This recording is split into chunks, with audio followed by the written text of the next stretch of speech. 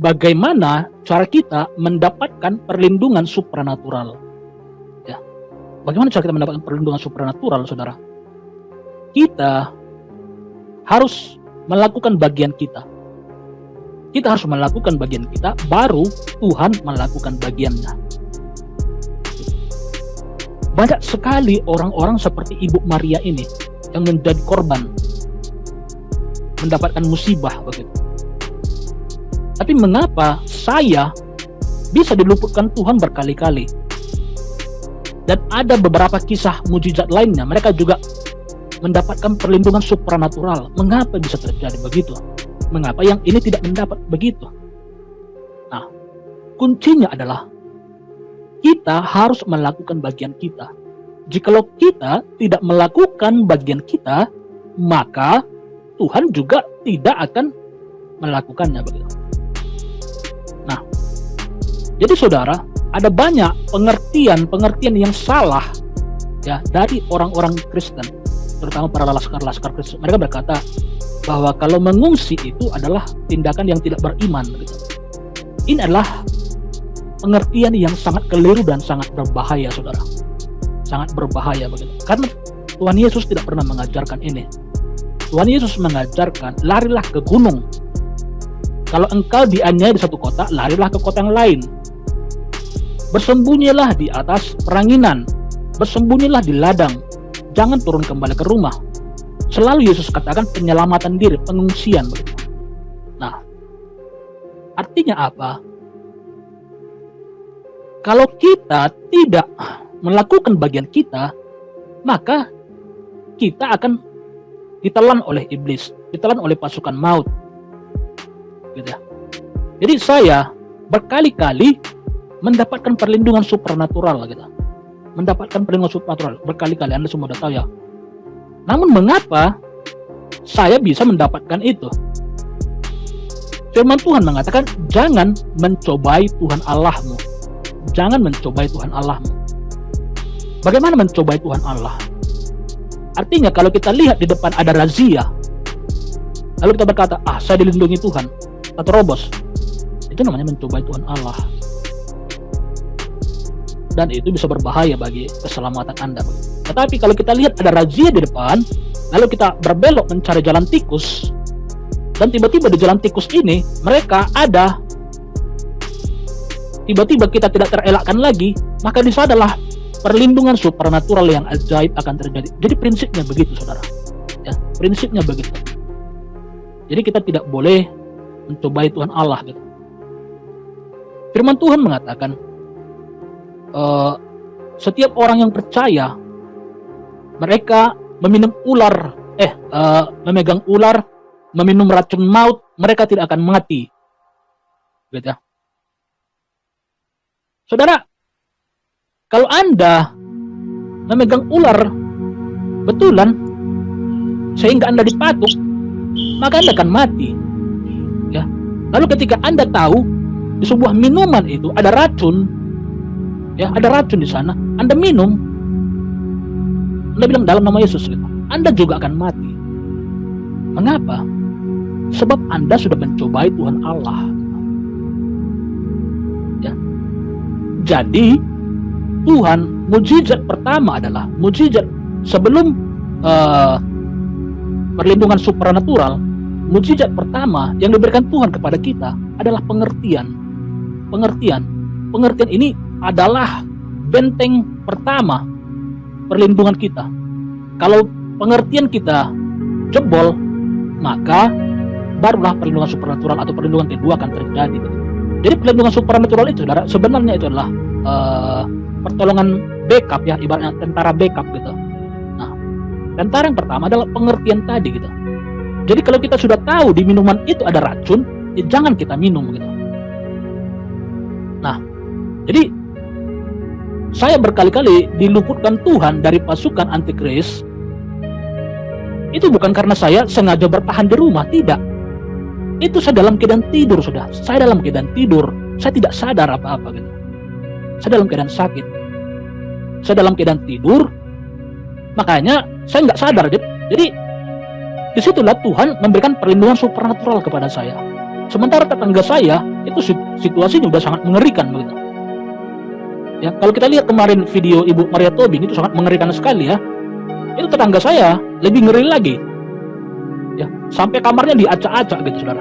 Kolong tempat tidurnya diperiksa. Ya. Polisi datang dengan senjata perang gitu, senjata berat itu gitu. Dan mereka sangat banyak sekali, sangat mengerikan sekali gitu. Padahal jarak tetangga saya dengan rumah saya itu hanya 10 meter gitu. Hanya 10 meter. Tapi mengapa mereka berkali-kali, saudara, berkali-kali mereka datang ke wilayah kami. Berkali-kali mereka nggak pernah menginjak rumah saya. Mengapa?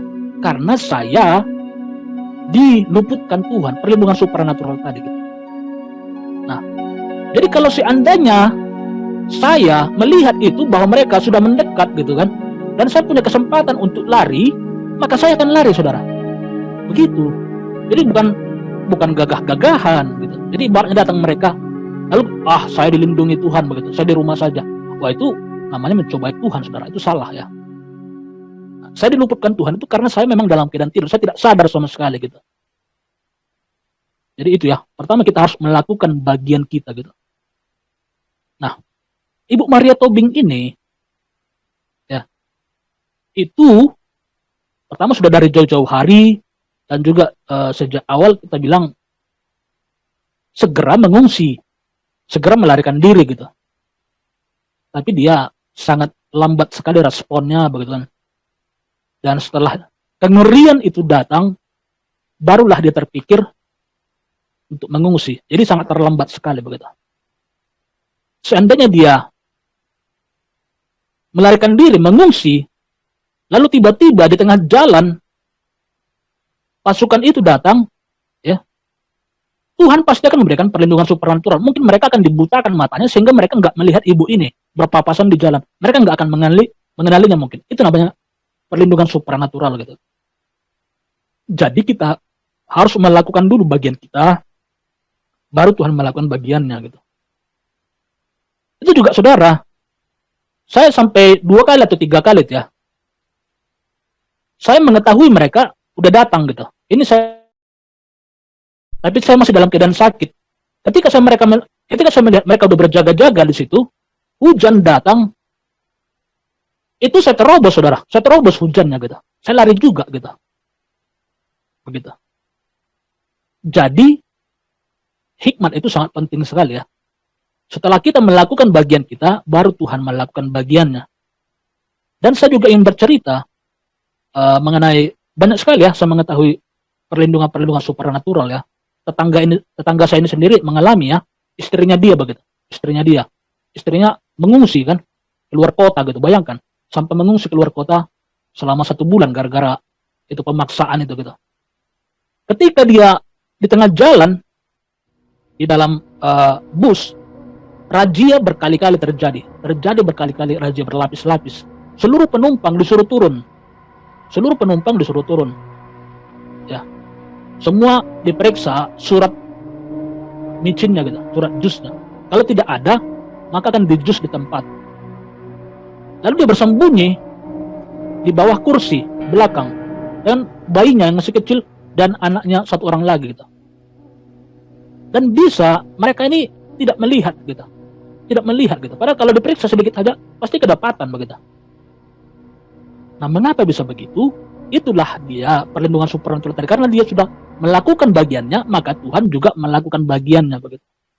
Lalu ketika dia hendak pulang ke sini, setelah dia menginap 1 bulan di luar kota, ya, di jalan terjadi juga kembali razia. Lalu dia dirazia kan. Nah, ketika dirazia, diperiksalah identitasnya begitu. Periksa identitasnya. Lalu ketika dicek di database, ternyata nama ibu ini sudah masuk dalam sistem. Ibu ini sampai terkejut, loh, kok bisa begitu? Dia namanya masuk dalam database begitu. Dan dituliskan tanggal ininya, tanggal jusnya, tanggal sekian di wilayah ini begitu. Jadi tanggal itu, tanggal jusnya itu sama persis ketika dia hendak pergi keluar kota gitu. Jadi benar-benar perlindungan supranatural gitu. Jadi karena dilihat bahwa ibu ini namanya sudah ada, maka dia dilepaskan begitu. Itu benar-benar ajaib, saudara. Artinya apa? Ibu ini melakukan bagiannya, maka Tuhan melakukan bagiannya.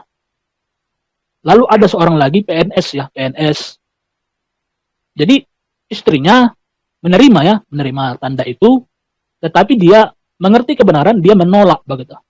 Nah, jadi perlu saya beritahu kepada kita, saudara, salah satu bukti bahwa barang itu adalah tanda binatang, ya, yaitu mujizat yang dilakukan Tuhan kepada banyak anak-anaknya gitu.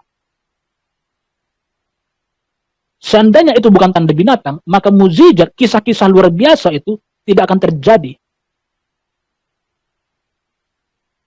Jadi itu ya, salah satu bukti bahwa itulah tanda binatang, bahwa Tuhan membuktikan kuasanya gitu, mujizatnya begitu, pertolongan supranatural gitu. Jadi ada seorang PNS, setelah dia mengetahui kebenaran bahwa itu adalah tanda binatang, maka dia menolak keras tanda itu begitu. Nah, suatu kali ketika dia hendak pergi kerja, dia terkena razia. Lalu dia nggak sanggup lagi menyelamatkan diri gitu. Dan dia mungkin nggak ngerti, karena dia tidak ada di garda ya. Jadi dia nggak mengerti yang saya ajarkan itu. Pokoknya lawan, teriakan dalam nama Yesus. Dia nggak lakukan begitu, jadi dia nggak ngerti begitu kan. Nah, tetapi karena dia sudah melakukan bagiannya, ya, dia selalu, kalau dia melihat razia, dia selalu mencari jalan tikus, ya, jalan tikus gitu. Nah, tiba-tiba ternyata di jalan tikus yang dia tempuh itu, ternyata di sana ada petugas gitu. Lalu dia langsung dihentikan gitu, dan langsung dibawa ke pos JUS itu ya. Nah, jadi karena dia sudah melakukan bagiannya, maka Tuhan juga melakukan bagiannya gitu. Lalu ketika dia ditensi, saudara, tahu nggak Anda? Oh, ternyata ketika dia ditensi, seluruh petugas di sana itu terkejut bukan main, karena tensinya 250, bayangkan, saudara. Jadi kalau yang normal biasanya berapa, saudara? Tensi yang normal? Ada yang bisa jawab? Kalau tensi yang normal biasanya berapa?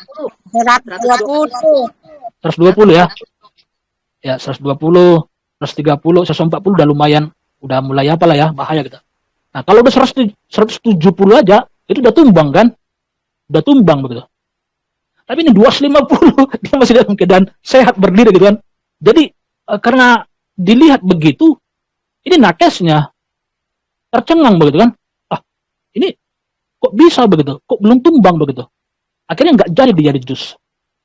Tapi nakesnya ini berpikir lagi kan, jangan-jangan alatnya rusak begitu. Lalu dicek kembali, dia belum dilepaskan. Dicek kembali dia dengan alat yang lain. Dicek kembali, betul 250 gitu. Wah, begitu. Jadi itulah perlindungan supranatural gitu. Jadi karena dia sudah melakukan bagiannya, dia tidak mencobai Tuhan, maka Tuhan juga meluputkan dia begitu. Jadi karena tensinya 250, dia nggak jadi di JUS, dia selamat gitu. Dia ceritakan kesaksian itu luar biasa. Jadi itu adalah salah satu bukti bahwa barang itu adalah tanda binatang, yaitu Tuhan meluputkan orang-orang yang takut akan Dia. Gitu. Haleluya. Jadi mungkin itu yang bisa saya sharingkan ya, dan kita juga dukung dalam doa ya, Ibu Maria ya, itu sedih sekali.